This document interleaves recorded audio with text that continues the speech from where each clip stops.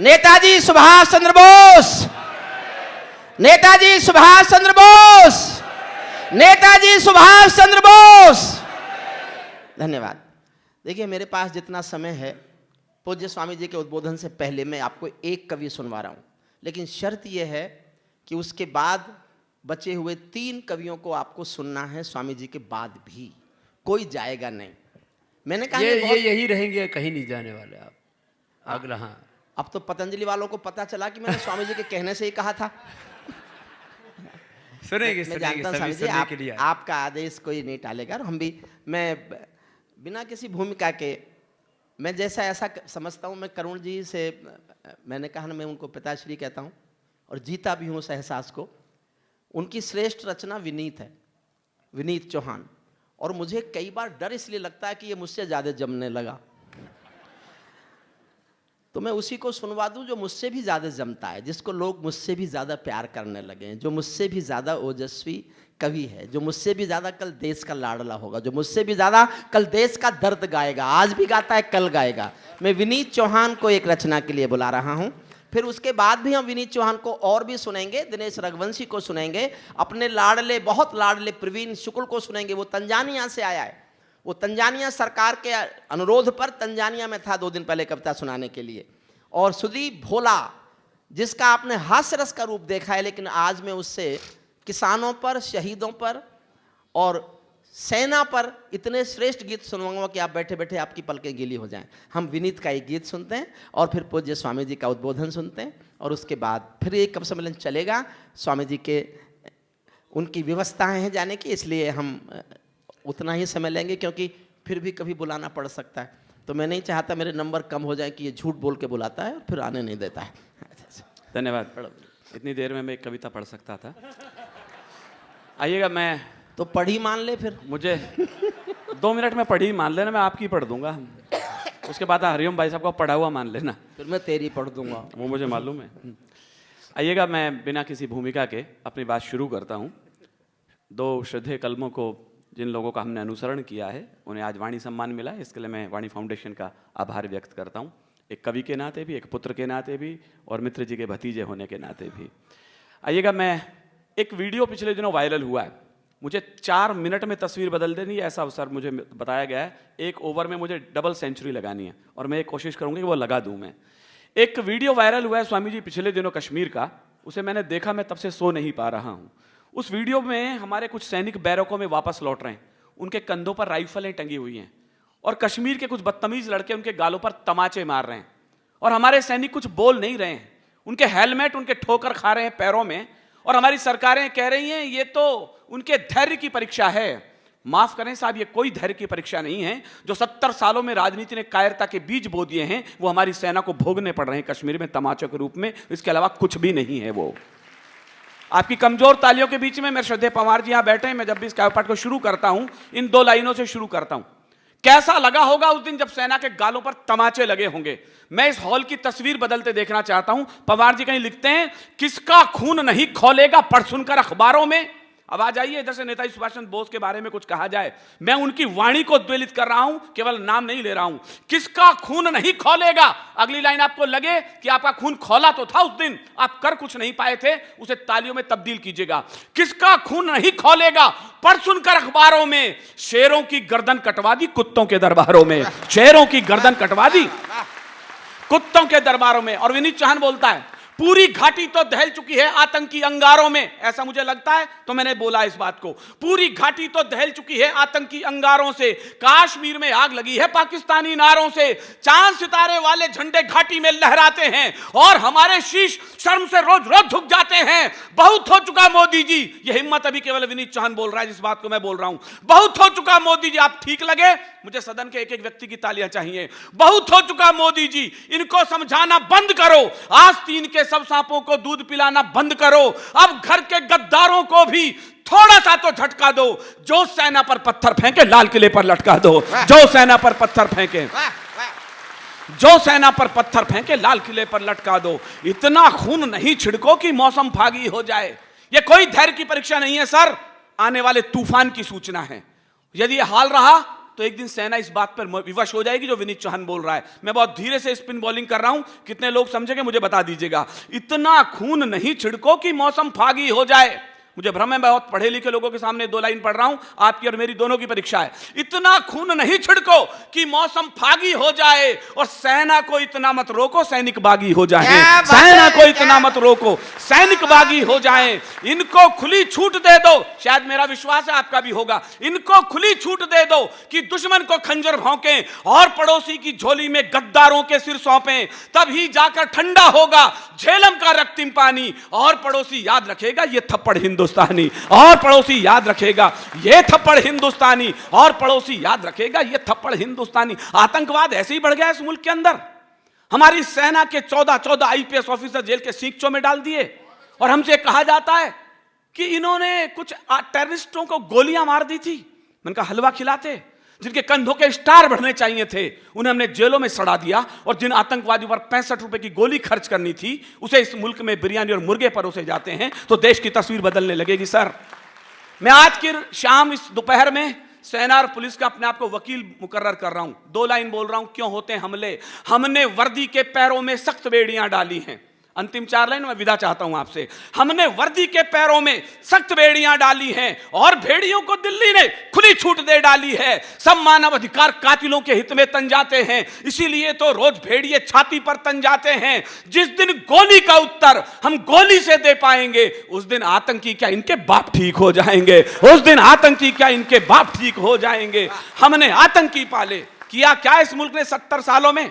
अचकन पर गुलाब लगाकर सफेद कबूतर भेजता हुआ ये देश। हमारे बड़े कवि बैठे हैं सरदार सर, मैं उनकी उपस्थिति में बोलता हूं, एक भी पगड़ी देख लूं तो उसे प्रणाम करते हुए वाक्य कहने का हक दीजिए मुझे। काश ये देश एक बारी सही सफेद कबूतरों की जगह गुरु गोविंद सिंह के बाज लाहौर की तरफ छोड़ देता, तो देश की तस्वीर का फैसला बदल चुका होता। हम वो लोग हैं जिन्होंने रात्रि के 2:30 बजे, स्वामी जी मैं बोल रहा हूं बहुत संकोच के साथ, मुझे नहीं पता मीडिया के सामने बात जाहिर होनी चाहिए कि नहीं, लेकिन पूरे मुल्क ने देखा है तो विनीत चौहान बोल रहा है। 250 लोग साइन करते हैं, रात्रि के 3:30 बजे सुप्रीम कोर्ट का दरवाजा खोल दिया जाता है। मैंने पूछा किसी सन्यासी के लिए खोला क्या? यहां तो सन्यासियों को जेल में डालने की योजनाएं की जाती हैं, और रामलीला मैदान में उन्हें मारने का षड्यंत्र रच दिया जाता है, तो वो बड़ी बात हो जाती है। और किसी आतंकवादी को बचाने के लिए 250 लोग, बड़े पद्म पुरस्कार विजेता डॉक्टर, वकील, मीडिया के लोग साइन कर दें तो बुद्धिजीवी कहलाते हैं इस देश के अंदर। मैंने पूछा क्यों खुला सुप्रीम कोर्ट का दरवाजा? इस याकूब मेमन आतंकवादी को फांसी पे मत लटकाओ, इसके बच्चे छोटे हैं। मैं निकम्मों से पूछना चाहता हूं, क्या कर्नल राय की 9 साल की बेटी छोटी नहीं थी जो अपने पिता की चिता को सैल्यूट करके आग दे रही थी? तुम्हें शर्म नहीं आती कि इनके समर्थन में खड़े हो? हमने आतंकी पाले, जेलों में परसी बिरयानी, हर सैनिक की विधवा रोई, आंखों में आया पानी। 20 खून करके भी वो सब क्षमादान पा जाते हैं, और शहीदों की कुर्बानी पर मातम छा जाते हैं। आज के दिन में लाइन पढ़कर विदा होना चाहता हूं स्वामी जी के सामने से। हो सकता है उन्हें लगे ये चिंगारी ज्यादा तीखी है, लेकिन मुझे लगता है किसी बीमारी को आयुर्वेद से नहीं, ऑपरेशन से ठीक करना पड़ता है। मैं इसे ऑपरेशन से ठीक करना चाहता हूं। उठो, नया कानून मांग लो। केवल वो ताली बजाएं जो मेरे समर्थन में खड़े हो इस कानून के, ना हो आप 20 लाख वाली पंक्ति। अच्छा मैं कह दूंगा 2 लाइन जो मुझे अच्छी लगती हैं। मुझे लगता है कि इस लाइन को कहा जाना चाहिए। आपको भी लगे आतंकवादियों का एक ही तरह से सफाया हो सकता है, मैं बोल रहा हूं। उठो, नया कानून मांग लो। संसद की दीवारों से मुझे हौलब गूंजता हुआ नजर आना चाहिए। कहीं आकाश में नेताजी सुनते हो तो उन्हें लगे इस देश में भी बगावत जिंदा है। उठो, नया कानून मांग लो। संसद के दीवारों से हत्यारों को क्षमादान अब नहीं मिले दरबारों से। इनको सीधा फांसी टाके वीर शहीदों की माएं, या सीने पर गोली मारे बस सैनिक की विधवाएं। उठो, नया कानून मांग लो। शुक्रिया। वाह वाह विनीत, 4 लाइन और पढ़।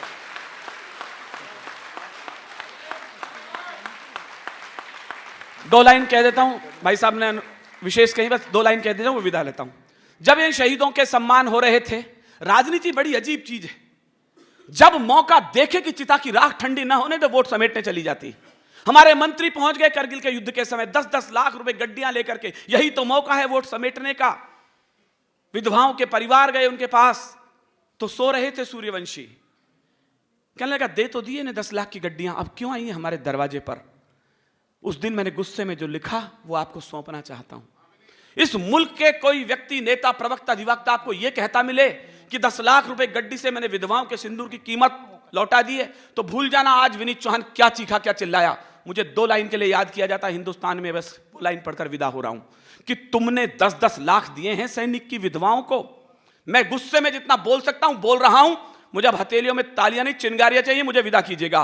कि तुमने 10-10, मैं उस नेता की नींद में खलल डालना चाहता हूं, आपकी तालियां उठें, कि तुमने 10-10 लाख दिए हैं सैनिक की विधवाओं को, सोचा कीमत लौटा दी है वीर प्रसूता माओं को। लो मैं 20 लाख देता हूं तुम किस्मत के हेटों को, हिम्मत है तो मंत्री भेजें लड़ने अपने बेटों को, हिम्मत है तो।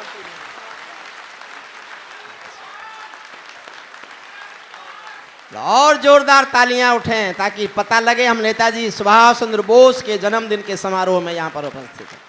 श्रद्धेय पवार जी के यहाँ आना मेरे लिए गौरव का विषय है, पेमेंट का भी माध्यम रहा भी नहीं है। अनिल हमारे दिनेश रघुवंशी और हमारे मित्रों ने थोड़ा सा करुणा के आंसू ज़्यादा बहाए हैं।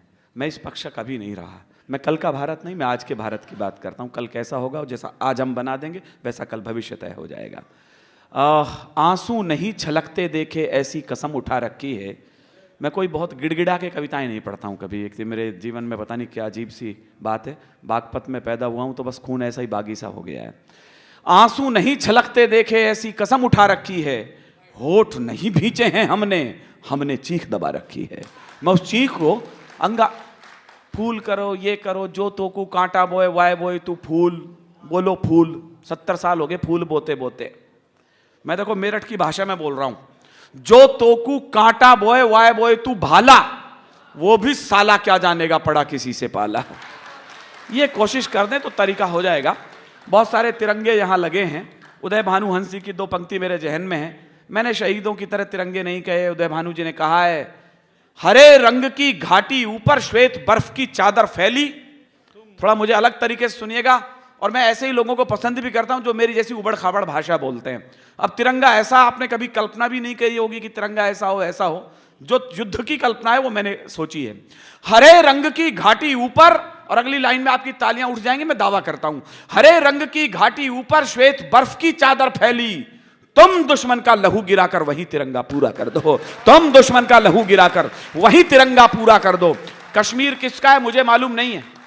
हम तो जब पैदा हुए थे ये सांप हमारे गले में पड़ा हुआ था मरे हुए सांप की तरह।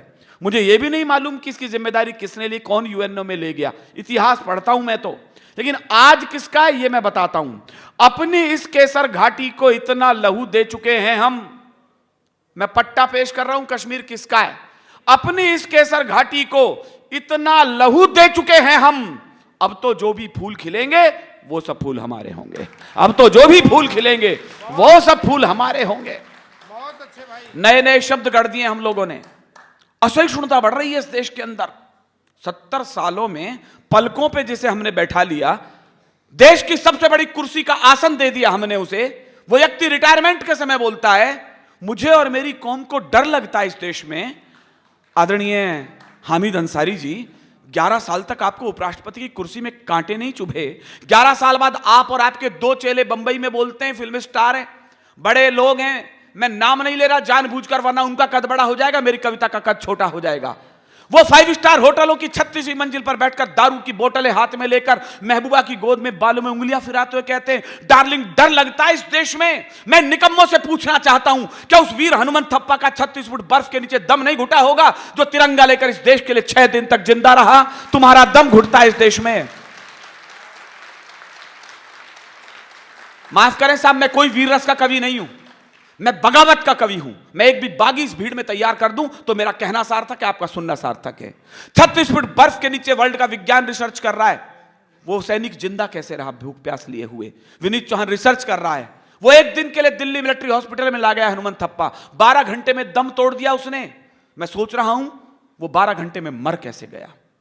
और मेरा इशारा समझ रहा, मैं जानता हूं मुझे 4-4 कैमरे रिकॉर्ड कर रहे हैं। मैंने कभी स्क्रीन की परवाह भी नहीं करी है। मैं जो कुछ भी हूं आज इस जनता की बदौलत पर हूं। मैं उसके नाम पर बोल रहा हूं। स्क्रीन आए ना आए उसकी मुझे परवाह भी नहीं है। किस लिए वो बेटा 6 दिन के बजाय 1 दिन के अंदर दम तोड़ गया सर? ठीक उसी समय कश्मीर में कुछ निकम्मे तिरंगे झंडे जला रहे थे। मेरे भाइयों ने इशारा करा, मैं उसका ऑपरेशन कर रहा हूं।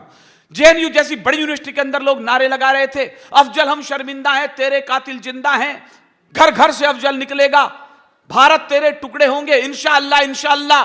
मैं बार बार कह रहा हूं मैं बगावत का कवि हूं, अब बगावत की तालियां उठे तो रोकिएगा मत। भारत तेरे टुकड़े होंगे, घर घर से अफजल निकलेगा, घर घर से अफजल निकलेगा। निकम्म यदि घर घर से अफजल निकलेगा तो क्या घर घर से भगत सिंह और नेताजी सुभाष चंद्र बोस पैदा नहीं हो जाएंगे इस देश में? केवल अफजल पैदा होंगे इस देश में, अब्दुल हमीद पैदा हो जाएंगे, अशफाकुल्ला पैदा हो जाएंगे इस देश के अंदर। वो बर्फ की घाटी में आंसू बो गया होगा। मेरे पास इससे अच्छी लाइन नहीं है आज की रात उन सैनिकों को कहने के लिए जिनके दम पर हमें गणतंत्र दिवस ये जयंतियां मना रहे हैं। वो बर्फ की घाटी में आंसू बो गया होगा, सितारा टूटकर अंबर में कब का खो गया होगा। अब या तो ताली बजाना मत या मुझे 100 नंबर दे दीजिएगा। वो बर्फ को मरा होगा वो बेटा, वो बर्फ की घाटी में आंसू बो गया होगा, सितारा टूटकर अंबर में कब का खो गया होगा। वो जीना चाहता होगा अभी भी देश की खातिर, मगर गद्दारों को देखा तो फिर से सो गया होगा, मगर गद्दारों को देखा तो फिर से सो गया होगा।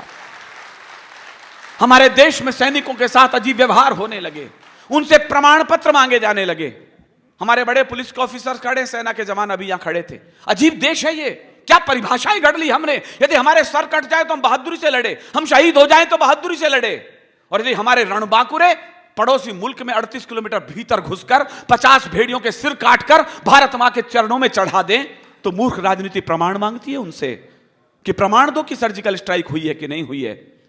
मैंने कहा इस बार जो जो लोग प्रमाण मांग रहे हैं, इस बार जब सेना हेलीकॉप्टर लेकर जाए और सर्जिकल स्ट्राइक करने, इन 2-3 को आगे लटका दो रस्सी बांध के, कहना लो प्रमाण देखो सामने हो रहा है। हमारे सैनिकों से प्रमाण मांगे जाते हैं, तुम डायरेक्ट लाइव टेलीकास्ट देखो, बाद में हम देख लेंगे प्रमाण पत्र। ये पड़े 4 प्रमाण पत्र तो देख के आए हैं सर्जिकल स्ट्राइक।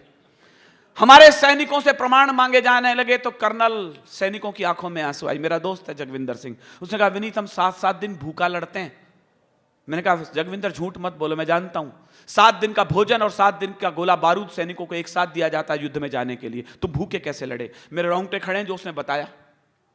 उसने कहा विनीत ये बात सही है, हमें 7 दिन का भोजन मिलता है, लेकिन हम भोजन केवल 3 दिन का लेकर इसलिए जाते हैं ताकि भोजन भले ही कम पड़ जाए लेकिन गोलियां कम न पड़ जाएं सरहदों पर। उनसे प्रमाण मांगे गए हमसे। उसने रोते हुए एक एसएमएस किया मुझे, बाद में वो वायरल हो गया जब लोगों ने प्रमाण मांगे। सैनिक इससे ज्यादा क्या लिखता उसके लिए, मेरे पैर के छालो लहू उगलो। यहां गीत के लोग भी बैठे होंगे, कवि लोग भी बैठे हैं, मंच पर बड़े लोग बैठे हैं, सन्यासी लोग बैठे हैं, सेना के लोग खड़े हैं। सेना और सन्यास एक साथ इकट्ठा हो जाए तो नए भारत की अगवानी कीजिएगा, हमारा भारत ऐसा होगा। उसे लिखा मेरे पैर के छालो लहू उगलो। तालियां उठे तो सैनिकों के लिए उठे जिनके लिए प्रमाण मांगे गए। मेरे जैसा कवि क्या ताली बजवाएगा। मेरे पैर के छालो लहू उगलो, कुछ सरफिरे मेरे सफर के निशान मांगेंगे, कुछ सरफिरे मेरे सफर के निशान मांगेंगे। पड़ोसी लोग हमारे पर हंसने लगे और हमसे कहने लगे हमें इंच इंच कश्मीर चाहिए। पड़ोसी मुल्कों के छोटे छोटे बच्चे। मैंने कहा प्रवीण से कौन है, कहना है बिलावल भुट्टो है। मैंने कहा इसकी मम्मी ने कश्मीर मांगा था, वो अल्लाह ताला के पास है। उसके नाना जुल्फिकार अली भुट्टो ने कश्मीर मांगा था, वो खुदा के पैर दबा रहा है। बच्चे मैं तेरी लंबी उम्र की दुआ कर रहा हूं, तैने भी कश्मीर मांगा है। लगता है नादान पड़ोसी दोहराएगा पापों को। अंतिम 6 लाइन सुने, मुझे विदा कीजिएगा। लगता है नादान पड़ोसी दोहराएगा पापों को, एक सबक सिखलाया था पहले भी इसके बापों को। इंच इंच कश्मीर भला भारत से लड़कर ले लोगे। मैं उम्मीद करूंगा प्रेस के लोग बैठे, ये लाइन कल अखबार में छपे। इंच इंच कश्मीर भला भारत से लड़कर ले लोगे, इस कश्मीर के चक्कर में लाहौर कराची दे दोगे, इस कश्मीर के चक्कर में लाहौर कराची दे दोगे, इस कश्मीर के चक्कर में लाहौर कराची दे दोगे। तुम पहले जाकर पूछो तो अपने दादा नानाओं से, वो भीख जान की मांग गए हिंदुस्तानी सेनाओं से, वो भीख जान की मांग गए हिंदुस्तानी सेनाओं से। तब 1 लाख सेना ने खुद चरणों में आयुध डाल दिए। ये वर्ल्ड रिकॉर्ड गिनीज बुक में यदि दर्ज है तो आपके पुरखों के नाम दर्ज है। पड़ोसी मुल्क के पास 93,000 सैनिक थे सर, वो यहां अच्छा शुक्रिया, एक अच्छी जानकारी को मेरठ में रहे भी हैं। 93,000 सैनिक किसी पड़ोसी मुल्क के पास हों, विद वेपन हो, शस्त्र सहित हों, और भारत के एक जनरल अरोड़ा के पैरों की जूतियां चाटना शुरू कर दें, ऐसी कायर फौज केवल पाकिस्तान के पास में है। और वो कहता है मुझे हिंच ने खुद चरणों में आयुध डाल दिए। ये अलग बात, तब से हमने सीमा पर विषधर पाल लिए। कश्मीर देश का मस्तक है। बिलावल में एक बार क्रांति खड़ी हो जाए, वो जग जाए नींद से। इतना आसान नहीं है कश्मीर को लेना। लोग कहते हैं वीरस के लोग पिस्टल की बात करते हैं, तलवार की बात करते हैं। मैं कोई पिस्टल की बात नहीं कर रहा ऐसे कायर व्यक्ति के लिए, केवल उसकी महबूबा का नाम भर ले रहा हूं, वो जग जाएगा नींद से, मेरा दावा है। कश्मीर देश का मस्तक है, तिरछी इसकी पेशानी है, ये रणचंडी मां दुर्गा है, मत समझ हिना रब्बानी है। ये रणचंडी मां दुर्गा है, मत समझ हिना रब्बानी है। ये रणचंडी मां दुर्गा है, मत समझ हिना रब्बानी है। ये सोच खून का रिश्ता है, हर गलती को सह लेते हैं। तुम चचा जान के पोते हो सो माफ तुम्हें कर देते हैं। तुम चचा जान के पोते हो सो माफ तुम्हें कर देते हैं, वरना जिस दिन हम चाहेंगे। अंतिम लाइन पढ़ रहा हूं, मुझे विदा कीजिएगा। मुझे मॉर्निंग फ्लाइट से नागपुर पहुंचना है, मैं अभी फिर नागपुर से आया हूं। कल मुझे अमरावती कविता पढ़नी है। मैं उम्मीद करूंगा कि आपकी तालियां इतनी उठें कि कल जब मैं एयरपोर्ट से उड़ूं तो आपकी तालियां मुझे विमान तक सुनाई दें। मैं अंतिम लाइन पढ़ रहा हूं। मैं भी गया था भारत सरकार की ओर से लद्दाख में कविता पढ़ने के लिए। -35 डिग्री में जवान कविताएं सुन रहे थे। मैंने जैसे ये लाइन पढ़ी, वो संगीन पकड़े हुए थे, ऐसे बर्फ जमी हुई थी संगीन पर। मैंने जैसे ये 2 लाइन पढ़ी हैं, उन्होंने इतनी ताकत से उसको भींचा कि बर्फ पानी में पिघलकर तब्दील हो चुकी थी। मैं अंतिम लाइन पढ़ रहा हूं, बेटों को गर्मियां सौंपना, वरना जिस दिन हम चाहेंगे और सदन तय कर ले, जान ले पूरा देश, आप कितनी सरकारें बदल लीजिएगा सर, कश्मीर का इलाज, पाकिस्तान का इलाज जिस दिन होगा, सेना के बूटों के बलबूते पर होगा, सेना की संगीन के बलबूते पर होगा, समझौते की टेबल पर कभी नहीं होगा। वरना जिस दिन हम चाहेंगे, मुझे विदा कीजिए आकाश भर तालियों से, वरना जिस दिन हम चाहेंगे ये गर्व गुमान नहीं होगा। सेना ने जिस दिन ठान लिया ये पाकिस्तान नहीं होगा। सेना ने जिस दिन कवि सम्मेलन और मुशायरे की लेटेस्ट वीडियो देखने के लिए आप नमोकार चैनल को सब्सक्राइब जरूर कीजिए और वीडियो को सबसे पहले देखने के लिए बेल आइकन पर क्लिक करना ना भूलें।